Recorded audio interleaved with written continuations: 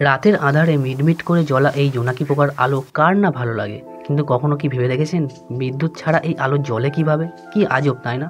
আসলে জোনাকি পোকার এই আলো জ্বলার ব্যাপারটি এতটাই ইন্টারেস্টিং, আজকের ভিডিওতে সেটাই বলতে চলেছি। সাগরের তলদেশে অনেক প্রাণী আছে যারা আলো জ্বালাতে পারে, কিন্তু স্থলভাগে শুধুমাত্র জোনাকিরই সেই ক্ষমতা রয়েছে যে আলো জ্বালাতে পারে। সত্যি ভাবতে খুব অবাক লাগে, একটা প্রাণীর নিজস্ব আলো রয়েছে। এই পৃথিবীতে যেন কোনো কিছুই অসম্ভব নয়, কিন্তু তার সত্ত্বেও এই জোনাকি পোকা আজ বিলুপ্তির পথে। তার কারণটা হলো আমরা। আগে আমরা যে পরিমাণ জোনাকি পোকা দেখতাম রাত্রির বেলা, এখন কিন্তু সেটা আর দেখা যায় না। কারণ জোনাকি পোকা ধীরে ধীরে বিলুপ্ত হয়ে যাচ্ছে। তার কারণটা হলো তাদের বাসস্থান ও খাদ্য নিয়ন্ত্রণকারী পরিবেশের অভাব।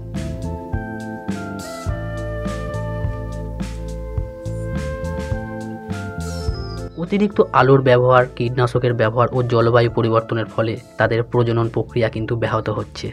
নগরায়ন এবং অবকাঠামোর কারণে জোনাকির বাসভূমি, যেমন ধরুন ঝোপঝাড়, গাছপালা এবং জলাশয়গুলি কমে যাচ্ছে, যা তাদের খাদ্য এবং আশ্রয়স্থলকে প্রভাবিত করে। সেই সমস্ত কিছুর মূলেই কিন্তু রয়েছি আমরা।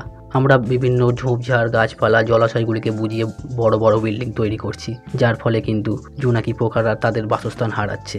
এইভাবে চলতে থাকলে আগামী 10 থেকে 15 বছর পরে দেখবেন কোনো জলাশয়, গাছপালা বলুন, সমস্ত কিছু কিন্তু ধীরে ধীরে কিন্তু নষ্ট হতে থাকবে। আজ থেকে কিছুদিন পরে দেখবেন গ্রামের কোনো অস্তিত্বই থাকবে না, সব জায়গাতেই নগরায়ন এবং শহরের সৃষ্টি হবে। অতিরিক্ত কৃত্রিম আলো জোনাকির প্রজনন প্রক্রিয়া ব্যাঘাত কিন্তু ঘটাতে পারে। এবার বলি জোনাকি পোকার এই আলো জ্বালানোর ক্ষমতাটা এলো কিভাবে। কিন্তু এখানে একটা প্রশ্ন থেকেই যায়, আলো জ্বালাতে গিয়ে জোনাকি পোকা জ্বলে পুড়ে ছাই হয়ে যায় না কেন? আসলে জোনাকির দেহের পেছনে একটি বক্স লাইটের মতো একটি জিনিস রয়েছে। তার ভেতরে থাকে দুই ধরনের রাসায়নিক পদার্থ, লুসিফেরাস ও লুসিফেরিন। যখন কোনো বস্তু থেকে আলো উৎপন্ন হয় সেখানে তো তাপ উৎপন্ন হবেই, কিন্তু এখানে তেমনটা ঘটে না।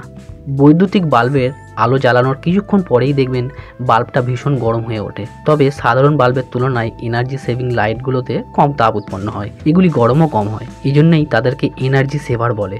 সাধারণ বৈদ্যুতিক বাল্ব যে পরিমাণ বিদ্যুৎ শক্তি নেয় তার 90% তাপ উৎপাদনে ব্যাহত হয়। বাকি 10% থেকে আসে আলো। এনার্জি সেভার তাপ উৎপন্ন করে তুলনায় আলো উৎপন্ন করে অনেক বেশি। জোনাকি পোকার ক্ষেত্রেও এনার্জি সেভারের ঘটনাটি ঘটে, তবে জোনাকি পোকার এনার্জি সেভিং ক্ষমতাটা টিউব লাইটের চেয়ে অনেক বেশি। আসলে জোনাকির আলো একেবারে ঠান্ডা, তাই নিজের আলোয় জোনাকি জ্বলে পুড়ে ছাই হয়ে যায় না। লুসিফেরাসের কাজ হচ্ছে জোনাকি পোকার খাদ্য শক্তিকে কাজে লাগিয়ে আলো ও তাপ শক্তি উৎপন্ন করা। লুসিফেরিন উৎপন্ন তাপকে ঠান্ডা করে সেগুলিকে আলোতে পরিণত করে। আবার উৎপন্ন আলোর বিচ্ছুরণ ঘটনা কাজটাও কিন্তু করে লুসিফেরিন। আসলে জোনাকি পোকার এই আলো জ্বলার ব্যাপারটি একটি কেমিক্যাল রিয়াকশন ছাড়া আর কিছু নয়, যা তাদের দেহের অভ্যন্তরেই ঘটে। এই লুসিফেরিনের সাথে অক্সিজেনের রিয়াকশনের ফলেই কিন্তু আলো জ্বলে ওঠে। আর দেহের মাঝে এভাবে আলো উৎপন্ন করার প্রক্রিয়াকেই বলা হয় বায়োলুমিনেন্স। আর কি পরিমাণ আলো জোনাকি উৎপন্ন করবে তা ডিপেন্ড করে অনেকটাই অক্সিজেনের সঙ্গে।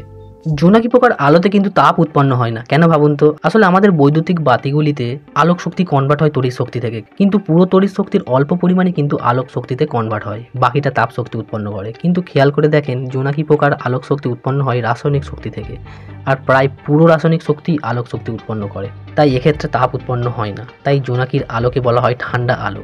এই আলোর খেলা জোনাকির প্রজননে সাহায্য করে। জোনাকি কিন্তু রাতকানা নয়, তবে অন্ধকারে পথ দেখানোর জন্য কিন্তু জোনাকি আলো জ্বালে না। জোনাকির আলো আসলে তার ভাষা। মানুষ ভাব বিনিময়ের জন্য যেমন কথা বলে নিজের মনের কথা আরেক অন্যজনকে যেমন বোঝাতে পারে, কিন্তু বেশিরভাগ কীটপতঙ্গই মুখ দিয়ে শব্দ করতে পারে না। কেউ তার ডানা ঝাপটে, কেউ পা দিয়ে শব্দ করে ভাবের আদান প্রদান করে। জোনাকি সেটাও করতে পারে না। তার ভাব বিনিময়ের একমাত্র মাধ্যম হলো তার আলো। জোনাকির আলো একটানা জ্বলে না, একবার জ্বলে একবার নেভে। সাধারণত সমুদ্রের সিগন্যাল লাইটগুলোও এভাবে কিন্তু জ্বলে আর নেভে। তাই বলাই যায় জোনাকি এইভাবে আলো জ্বালিয়ে এবং নিভিয়ে অন্যদের কাছে সিগন্যাল পাঠায়, মানে তার ভাব বিনিময় করে। সাধারণত প্রজননের জন্যই জোনাকির মূলত এই আলো জ্বালে। পুরুষ জোনাকিগুলো উড়তে উড়তে আলো জ্বালে, অর্থাৎ সিগন্যাল পাঠায় স্ত্রী জোনাকির উদ্দেশ্যে। স্ত্রী জোনাকিরা তখন ঝোপের আগায় কিংবা ঘাসের ওপর বসে থাকে। পুরুষ জোনাকির সিগন্যাল বা সংকেত এসে ধরা পড়ে তাদের মস্তিষ্কে। স্ত্রী জোনাকিরা তখন সেই সংকেতে সাড়া দেয়, নিজেরাও তখন সংকেত কিন্তু পাঠায়। সংকেত লক্ষ্য করে ছুটে যায় পুরুষ জোনাকিরা। তারপর তাদের মধ্যে বন্ধুত্ব হয়, তারপর হয় মিলন। এভাবেই কিন্তু জোনাকির বংশবিস্তার ঘটতে থাকে।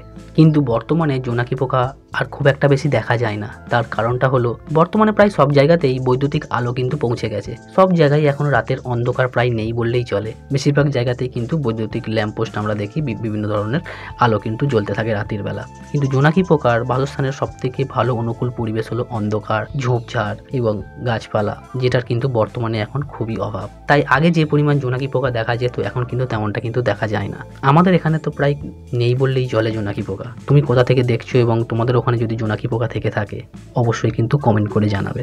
এতক্ষণ ভিডিওটি দেখার জন্য অসংখ্য ধন্যবাদ। যদি ভালো লাগে অবশ্যই একটা লাইক করবে আর অবশ্যই কমেন্ট করে জানাবে তোমাদের ওখানে জোনাকি পোকা দেখা যায় কিনা। Thank you so much.